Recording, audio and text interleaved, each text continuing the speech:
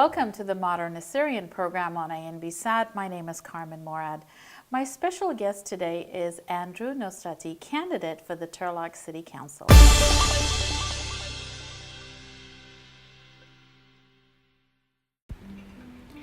Andrew is a son, brother, cousin, and his favorite role is Uncle Andy. A family man first, born and raised in Turlock, he is guided by his core values of compassion, gratitude, respect, hard work, and integrity. Andrew's parents were forced to flee a revolution in their homeland of Iran. As Christian Assyrians, a religious minority in their country, it was too dangerous for them to stay, so they had to seek refuge. In a matter of months, their lives were turned upside down, and they had to start from scratch in a foreign land. As a first-generation American, Andrew struggled with his identity for a large part of his early life. Not anymore. I am Assyrian and I am American, says Andrew. Assyrians are people with no nation, and America was formed for those with no home. We're a perfect fit. It took him a while, but he's proud of who he is. Andrew's father taught him hard work. He's worked nearly every day of his life. Andrew speaks very highly of his dad's work ethic. Whether it was working for the family, providing for the family, or a home improvement project around the house. In his professional life, Andrew spent the last 6 years growing from a role of an operation manager to become the vice president of product development for an organization that started as a small startup and now has offices around the world. Andrew's childhood dreams of living in New York and Los Angeles came true, but no matter where his feet were planted, Turlock was always home. What he wants more than anything, it is to give back to the town that made him and make Turlock the best version of itself.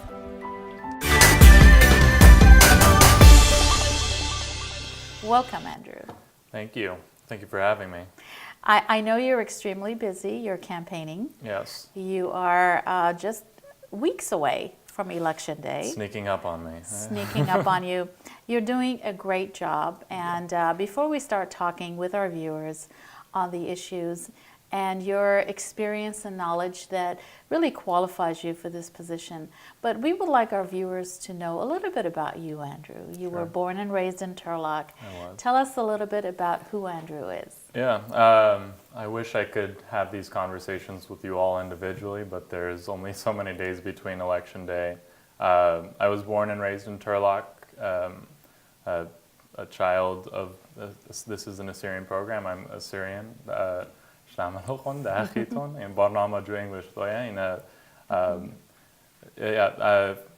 family was born in Iran and they moved over to Turlock after the revolution, and Turlock was my only home for the first 18 years of my life.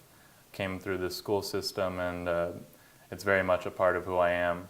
I moved away after high school, did my studies in UC Santa Barbara, and moved to Los Angeles after that, where I started my professional life, and where I got my current job that's taught me so much from how to work, how to make a living for yourself. It was a job that when I first started was a small organization with just a handful of employees, and we've grown tremendously since then. Now have offices around the world in 4 different countries with over 100 employees. Wow. It was a opportunity that presented itself where I wasn't necessarily ready, but I learned quick. And after living in LA for 6 years, I got the opportunity to move to New York and further develop myself professionally. And throughout my entire life, I've always cared about the issues, but never necessarily felt like the political world was one that I could enter. For one reason or another, you set a barrier between yourself and that room. But as I've gotten older, it's become a bigger passion of mine to be able to give back to the community. And I feel when I moved back home at the beginning of the year for my family, I wasn't moving home to run for city council. It was just to be back close with my family and help them. I realized the opportunity that was here in front of me, and I very strongly believe that I can give back to this community in a way from my experiences while away. Yeah. Andrew, since you've been away for your studies and the development of your professional career, I appreciate the fact that you're bringing all of those experiences back to our community, in particularly the city of Turlock. But since you've been away, a lot has changed, meaning that it has grown. Yeah. The population, the size, the economic development dynamic of Turlock has changed. The diversity of the community, the issues that perhaps were not on the radar of our elected officials now appear on the radar. And we're going to talk about each one of those. I know that you have posted a few of your opinions and ideas. You are very articulate, if I may say. Thank you. I read a few of your postings where you have a gift of being able to articulate your thoughts into words.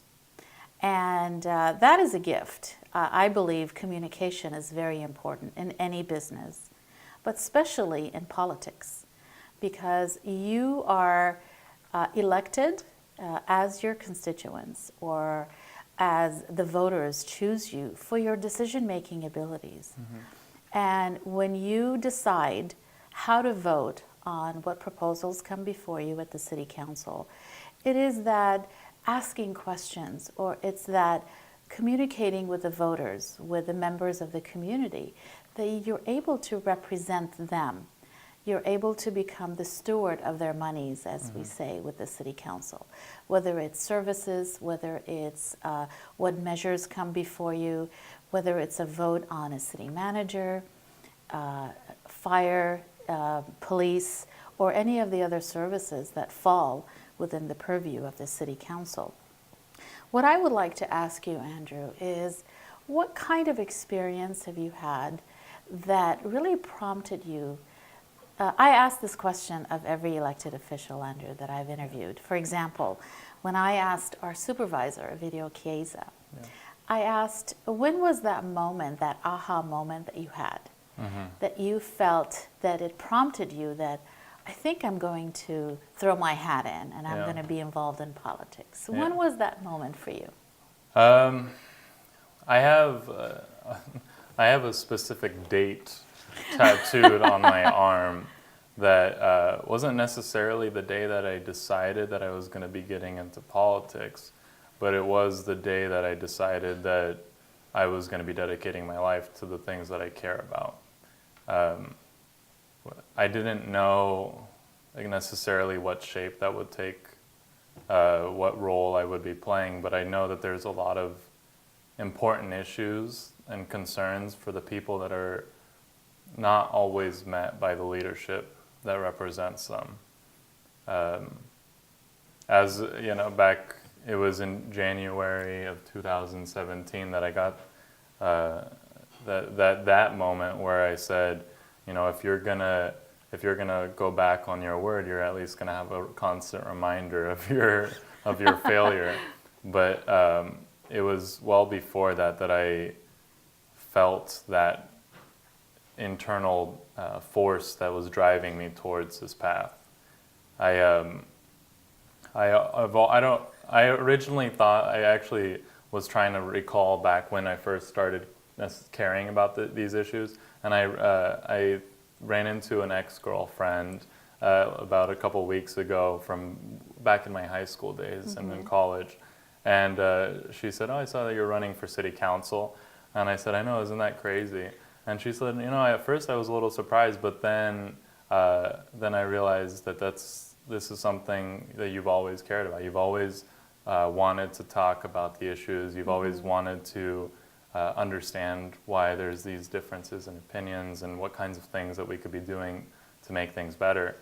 It's sometimes it's hard to figure out when that moment happened.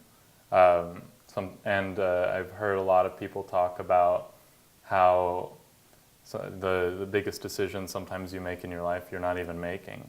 They just kind of happen.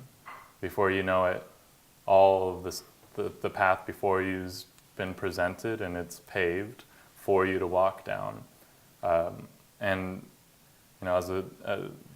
I decided I was going to run for city council, it was just when I moved back into the community at the beginning of the year, I said, okay, Turlock's going to be my home. It's going to be hopefully one day where I can raise my family, and so much of my family already is here.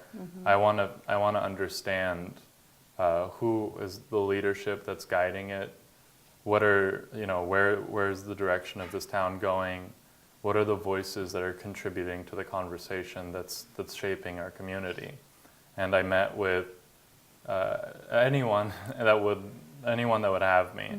A lot of coffee meetings, going to offices, talking to people, business owners, leaders of some nonprofit organizations, and some of the council members and city leadership. And the thing that became more and more apparent to me as I got more and more involved is there is not anything between you and being a person that can contribute to that conversation.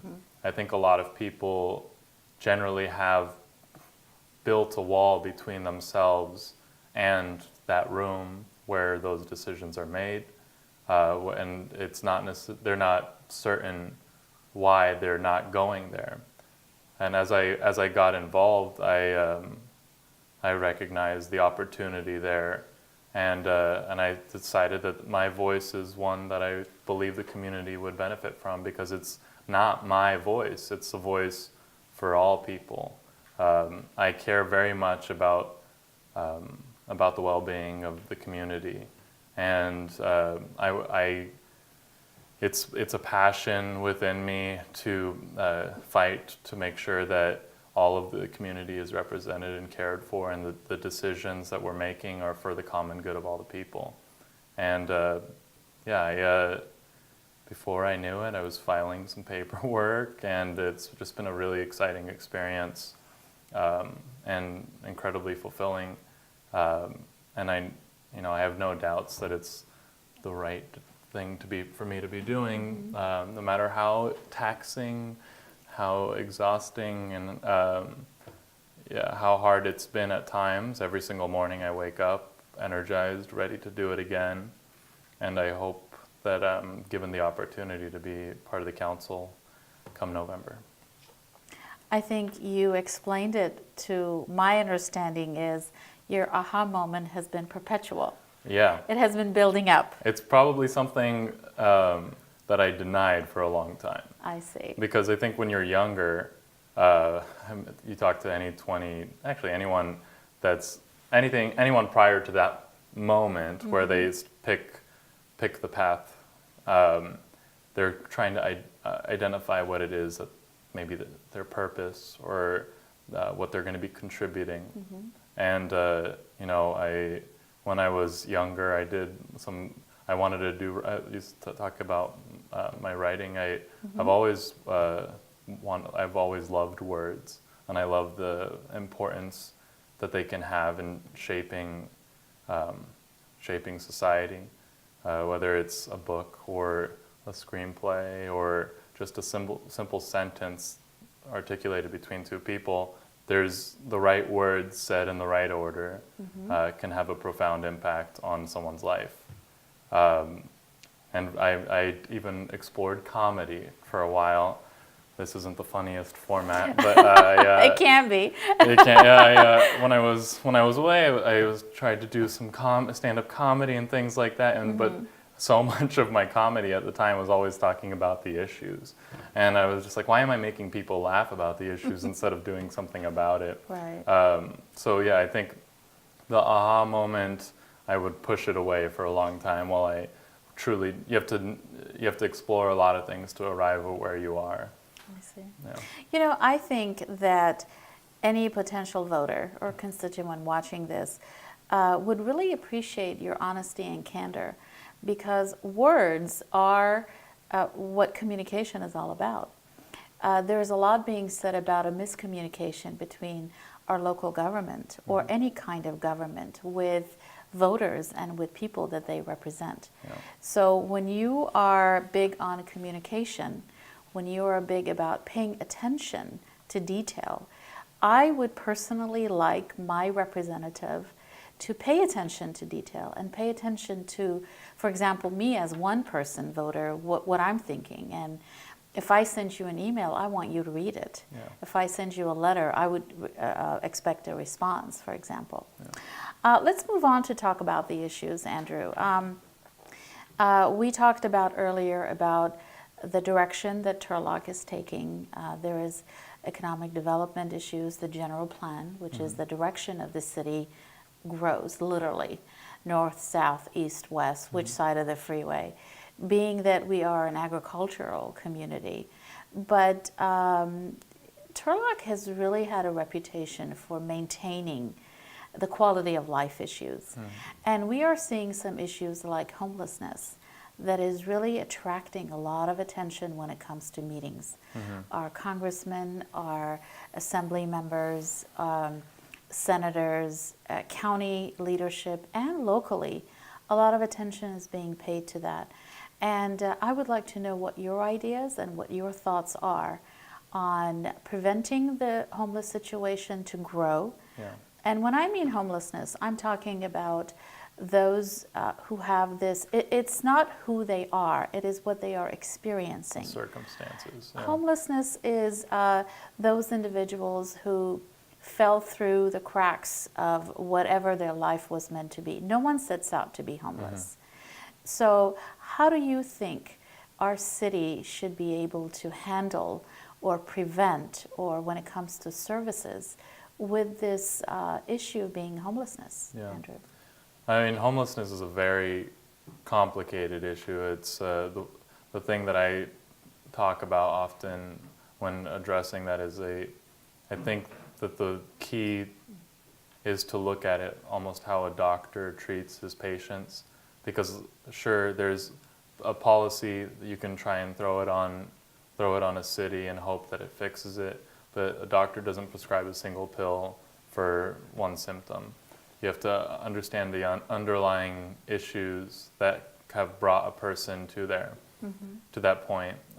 I believe that some of the things that we've done with the nonprofit, the Turlock Gospel Navigator Program, that's a step in the right direction, creating a more personal connection between some of the people that are experiencing these circumstances and helping connect them to the resources available to them.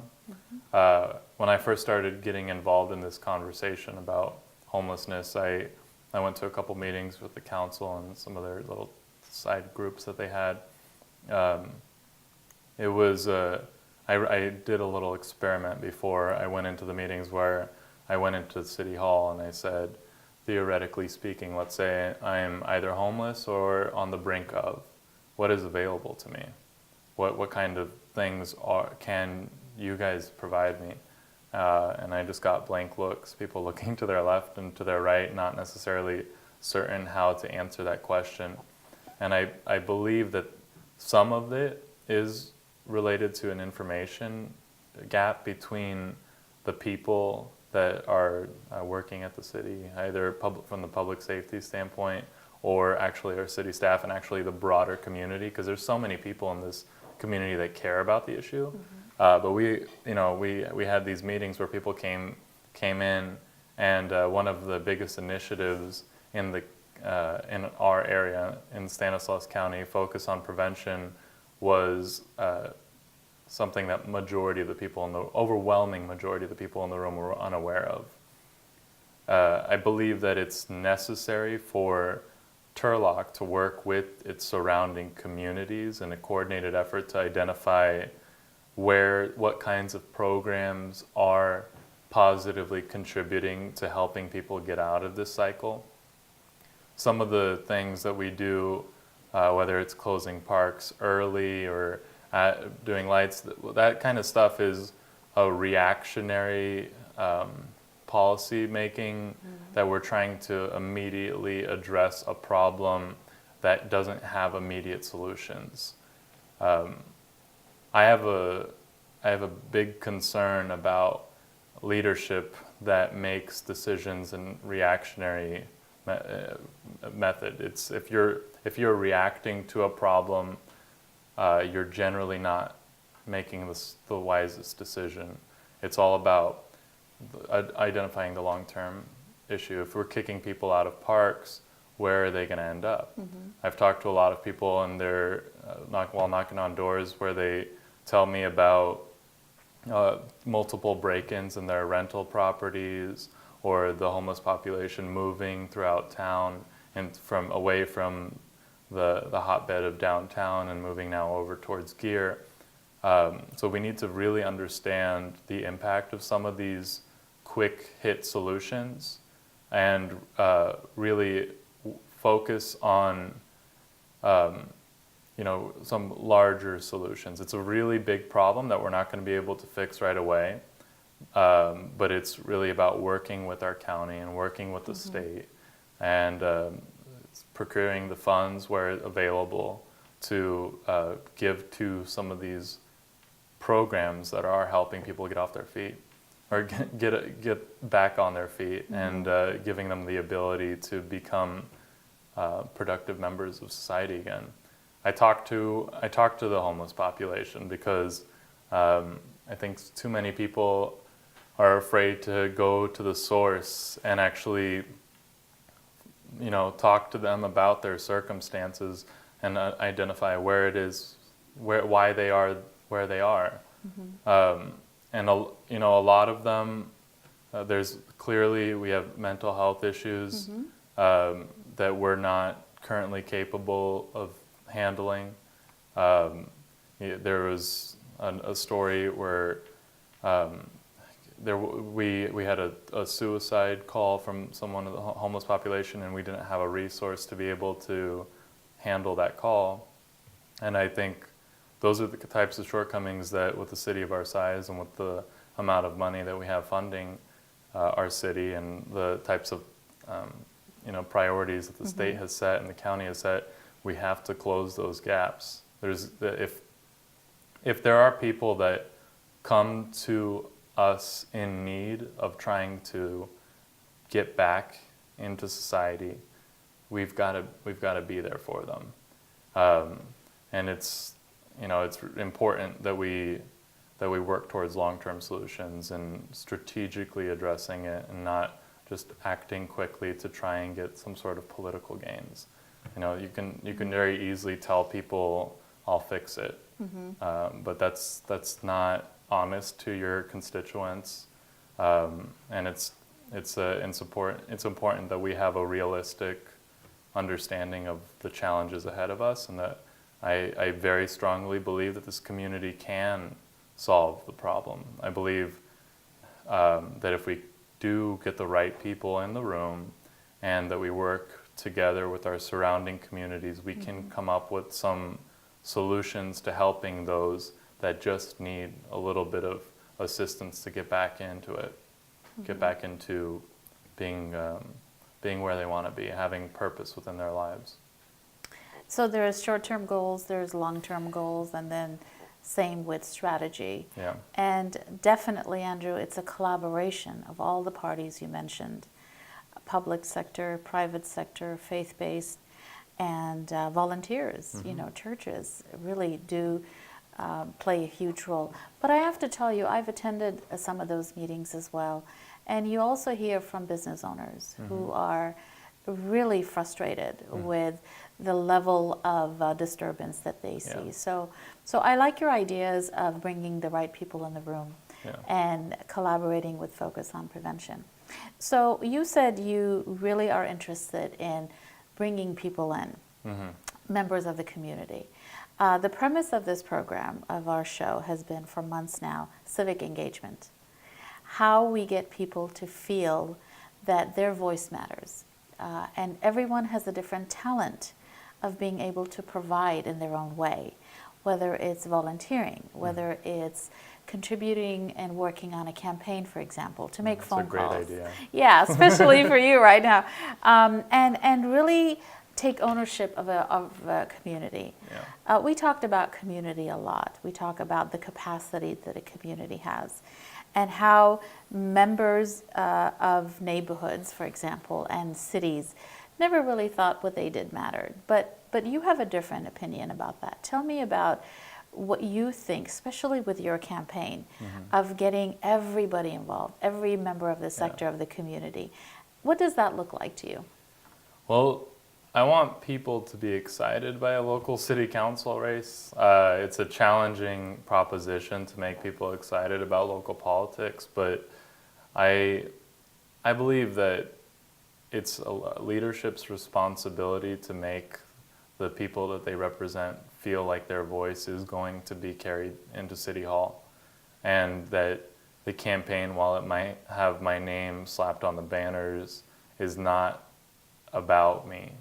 It's about the broader community that I want to represent. And that means going to some of the voters. So the best experiences that I've had currently on the campaign trail are exciting and engaging with some of the community that is generally not involved with the process, whether it's a student who's volunteering, or a family member who doesn't even understand why I'm doing this. When they see the importance of what it is that can be done, see the potential in what would happen if they participated, that is the kind of thing that I want to come away with at the end of this campaign. I want the level of civic engagement to increase within my district. One of the things that I think is a very interesting narrative within this town is we have 2 district races, Districts 1 and Districts 3. I'm in District 3, and District 1 currently has 5 candidates running for office, and they're all new. It was going to be 7 for a minute there, but a couple of people pulled out. And then we have my district, and it's just me and the incumbent, Bill DeHart. I think that speaks to what the people within my community feel like their role is within leading this community. I'm not going to say that I wish I had more competition, because it'd be a hard race and I want to get in there, but I hope that if I'm running for re-election, that there's 5 people running against me by the end of my campaign, because they understand there is no barrier between them and leading the community. The only barrier is arriving, and you have to, it's a lot of hard work, but there's a lot of people that care. And I want to inspire the people that do care and that spend so much of their time concerned about some of these issues. I want to give them an outlet that actually contributes to positive change within our community. And that means broader representation. That means I want having a fun campaign where it doesn't feel like a chore to be involved. It should feel like a great experience, because you no matter what, people have to be enjoying what they do. This is hard, but I love doing it. And I believe that a lot of people could love doing this, contributing to their community, if we did it better, if we did it in a way that appealed to a larger audience. It's a shame that so many of the decisions that are made are happening in areas that are inaccessible to the broader public, whether it's a $50 donation charity dinner or something like that. That's always going to be the nature of the nature of some of this. Campaigning. The more finances you have, generally the more invested you are in politics. But I think that we need to be doing more to engage the larger community. I want to have a campaign where individuals feel like they can throw even $5 my way because they are part of the campaign, and that their issues are going to be my priorities and are going to be what I fight for tirelessly, because if I don't, they know that they can call me or they can send me an email, and I will do something about it, or I will give them a call back and explain why we can't do it at this moment. And I think it really just, it's a very complicated issue as to why so many people are disenfranchised within the political space. Some of it is because people feel like there's not things that they can do to change it. But I believe that the primary responsibility falls on leadership. And I shouldn't be knocking on so many doors where they don't know the name of their council member or what district they're in. Right. It's our city's responsibility to its people to make them engaged, because if you don't, we're losing some valuable people that could be contributing to solutions. I've talked to a lot of people, and there's a lot of people with great ideas and a lot of passion for the subjects that just don't necessarily know how to contribute. I see. Well, let's take a break and we'll be back with Andrew Nosrati.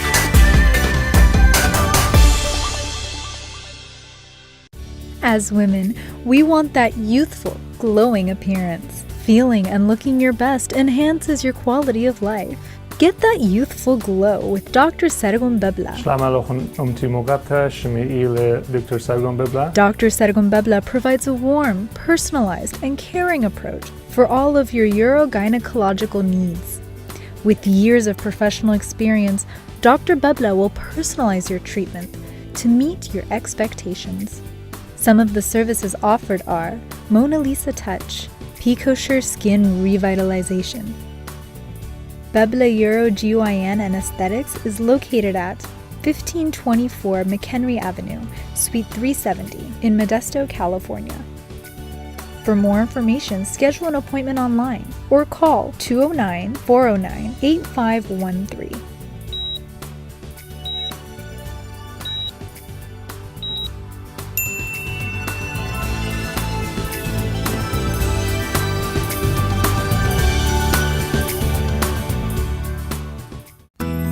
Edmund HVAC Edmund Ebrahimi به استریشن نسیانه گوپاوت ایر کندیشنینگ و هیتینگ شوای و منت شبته به تاوه هایرانو خون گو شیکاگو سکوکی و نوشو قبوی سودمات آنیات ماسیتون قاریتون آل تمنیه آربا شوا دلاسی پر اجاشته آربا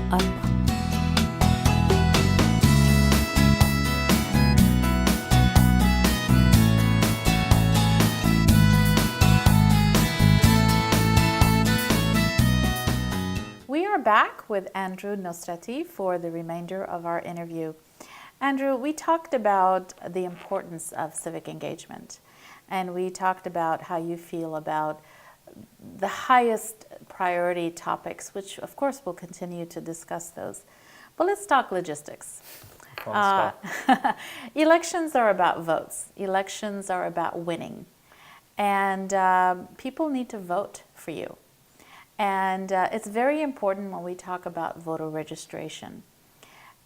We as an Assyrian community, as an immigrant community, we always talk about owning our citizenship. What does that mean? What does that look like, right? We must register to vote. And this is the first year. This is a very historical election, Andrew, in the city of Turlock. It is the first time that Assyrians who can cast their ballot for an Assyrian candidate with an Assyrian language ballot. That is a first. It's very exciting. I'm positive there are viewers watching us outside this district that are jealous that we get to do that here. We have two candidates, two Assyrian candidates. Two Assyrian candidates. But imagine if you miss out on that. So let's talk about when Election Day is, when the deadline for voter registration is. And if someone watching that they can find out if they're in your district or in the other district for the other gentleman who is running. How do we go about fulfilling our obligation to become informed voters and informed members of society? Yeah.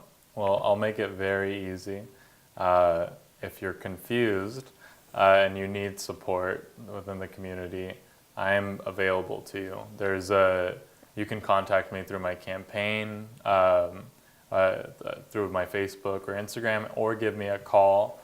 My phone number is, are you guys ready? Grab your pen and paper, 209-620-3035. That's my personal number, so don't share it. Let's keep this between you and I. I want anyone that wants to be able to participate just sometimes needs a little bit of help to get started.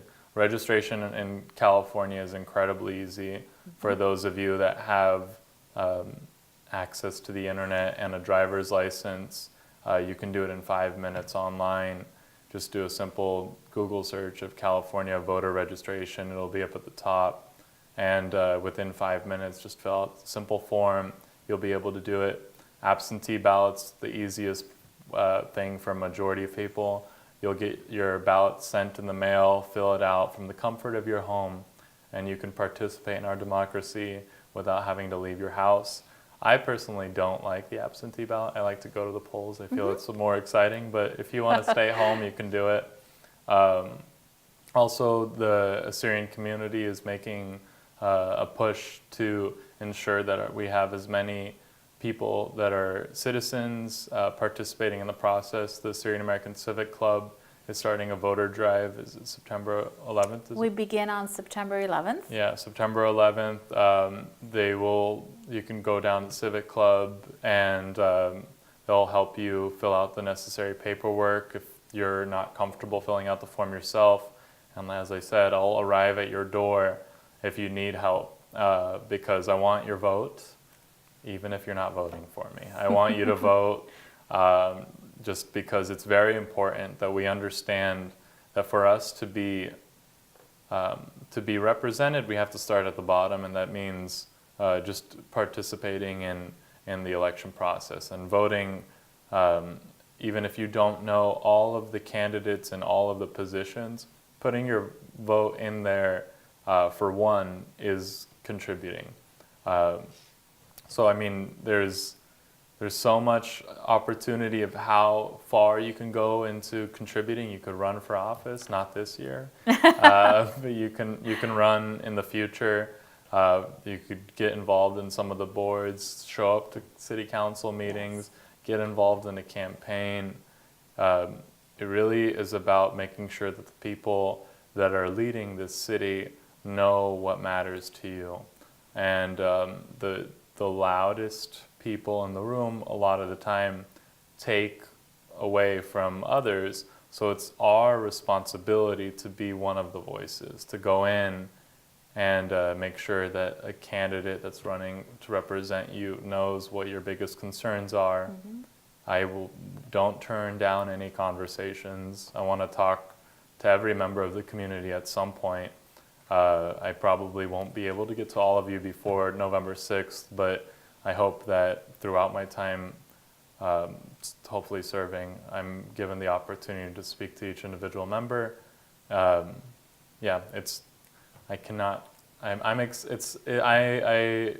geek out a little bit about participating in the democratic process, and I think a lot of it has to do with talking to my family about some of their experiences and understanding that, you know, the country that you have is not guaranteed to you. That there's the fragility of a democracy or the fragility of the nation that they're in is very apparent to me, and I understand that if we don't have people that want to engage and that want to participate, then all of the power to govern this nation is given to the people that take it. That's right. That's right. You must speak up. Andrew, just for the sake of sharing information with our viewers, let's talk about the history of districting. Why do we talk about if you want to vote for Andrew, you have to be living within district number 3? Just a little historical background. 4 years ago, the city of Turlock went through a districting, it's called, where the city was divided in 4 different quadrants, as it was called. And each district or each residents of living within that district get to vote to have their representative at the city council. So each district gets to vote for and pretty much pick their representative. However, once you are on the city council, you will be voting on issues that affect the entire city. The only position that is at large, meaning that the entire city votes for, is mayor. So we would like to confirm the fact that, let's say somebody living in District 2 is excited about Andrew, wants to vote for them, but they don't know if they're within that district or not. So how do people find out? How can they configure or decipher which district they are, Andrew, to make sure that they qualify to vote for you? Yeah, so District 3 is the northeast region of Turlock. It's the map itself is not a direct line, so it is sometimes confusing. And I think a majority of people in this community don't know what district they belong to. You can go on the website, the City of Turlock website. They have a district map there. You can call City Hall and they'll let you know. You can also call me, as I said, and I'll look it up for you. I have a little map that I made on my Google Maps that I'm constantly checking people around the edge there. But if you're in the northeast region, over from Stan State down to the Denair border, and then below Taylor down to Falkirk, that's generally my district, but it's not a perfect line. It curves a bit. But if you have questions, and if you're that voter in District 2 that can't vote for me, I still want your support. So that means talking to your family and your friends, and maybe volunteering on the campaign if you can. I personally, Andrew, am so excited that we have someone of your background, being an Assyrian American, born and raised in Turlock, being raised by a family that we all know who your mom and dad are. We all know Fred and Flenda. And for you to speak in a way of your background, it's so impressive to me. Again, being a writer that you are, the fact that you speak so highly of your father, the fact that you speak so highly of the sacrifices that he has made, it resonates with the rest of all Assyrians who fled those countries, who fled the countries that we had oppression in, who fled the countries so someone like you can have this opportunity to run for office. And what an opportunity for the rest of us to support you, whether it's our vote, which is extremely important because here you win by votes. There's no corruption like those other countries that we talk about. To have this, I call it an obligation to support someone like you.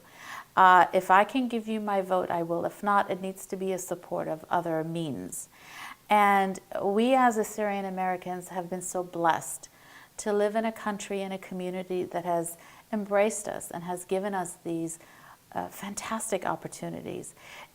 We have to take up what we can do to support one another. We have to be able to say, what an outstanding young man, and the fact that you really want to open yourself up, because politics is, there are so many requirements of you to be transparent. Your financial statement, for example, you make yourself vulnerable to the newspapers, to everyone can come up and ask you. It really is giving up a lot more than you're gaining.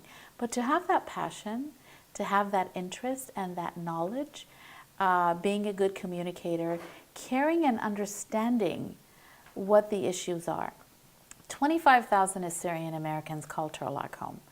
By given the district that I'm sure we'll show the map, there is a very big chunk of our Assyrians that live in that district.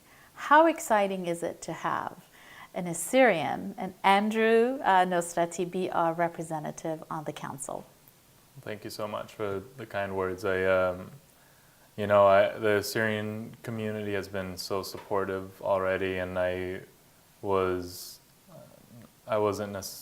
ready for the blind support that you would receive. When you file for candidacy, you know that you're going to be in an endless job interview. Every person's asking you, why? With the Assyrian community, you start speaking and they say you have our support before you say anything, and that's meant a lot to me, and something that I truly appreciate, and will always remember. And anything that they can do to help me win I keep saying this, I cannot do it without their support. And it's so incredibly true as a candidate that no matter what you want to do, there's not anything you can do without people's support. And Absolutely. That means your foundation, starting with your family's support, because I threw them into this without asking necessarily. They're all in. Before they knew it, they were all campaign managers, and my dad spends every moment of his day getting the word out. He's always telling me about the conversations he's having at coffee shops with people to spread the word. My mom gets to deal with the stressed out me and try and help me through it. My sister's helping me with so many different things, and the broader Assyrian community has been so supportive. I really look forward to the opportunity to be a leader within the community to help represent the Assyrian community in Turlock. There's a lot of things that I think we could be doing to help this community that, and given the opportunity, I look forward to the challenge. I don't claim to know the answers to everything, but I know that there are people that have really good ideas, and I have some of my own. And it's just a matter of the perseverance and the energy to keep doing it until you find something that works, and making sure that we talk about communication, making sure that the public understands your decisions, and we're all moving towards common goals together. Well, I appreciate your candor of your humility. I think it's important to know when you do have good ideas and when you need to search for ideas. If someone pretends that they know everything, that's when we're in trouble, right? Yeah. So in closing, Andrew, we talked about your background. We talked about your family. A huge part of who we are is family, and then community, and bringing back your studies, your experience, your knowledge, combining all of that together with the love of community. What a powerful combination. And it's very important for all of our viewers to know that it's important for us to support you, not only because you're an Assyrian young man, because you have good ideas, because you understand how the process works, and you're applying everything that we discussed in the last few minutes into how you can make it work. And that's extremely important. It's not just because you're Assyrian, it's because you are qualified for this position, and you want the voters to trust you to be a steward of their monies, to make decisions on their behalf. And I would like to wish you the best. Thank you. I want you to be successful. I can't wait for us to have a follow-up interview after you have won the election. In closing, Andrew, what would you like to leave our viewers with? First off, thank you so much for having me, and to the viewers watching this, wherever you may be, hopefully most of you are in my district. I've talked a lot about how much support I need to be able to get through to this, and maybe I haven't said what needs to be said yet to get that support, but I am so eager to get the opportunity to meet each and every one of you. This means you opening up your individual personal communities to me, whether you want to introduce me to your friends and family. The more people I can meet, and so they can understand in a more personal way beyond these television interviews why it is that I'm doing what I'm doing, the more likely I'll be able to execute on that. Everything that I will do as a leader will be with the support of my community, and I believe wholeheartedly that the best leaders lead from behind. And that doesn't mean pushing an agenda or pushing your beliefs into the public. That means understanding what our community needs and what it wants and working to collectively bring us there. That means making decisions that are popular amongst our community and making sure that those that disagree with us understand why it is that we're doing what we're doing. I look forward to the opportunity to tackle all of the challenges that are going to be before us. We have a lot of, running a city is complicated, and being a councilman is going to be a difficult endeavor, but I know that given the opportunity and some time and the right conversations with the right people, that I'll be able to give to this community in a way that I hope you'll all be satisfied with. Thank you for listening. I hope that I'm looking in your eyes instead of at a camera lens someday. Thank you, Andrew. This concludes our conversation, and we'll see you on the next Modern Assyrian. Remember to vote for Andrew Nosrati, District 3, Turlock City Council on November 6th, Election Day.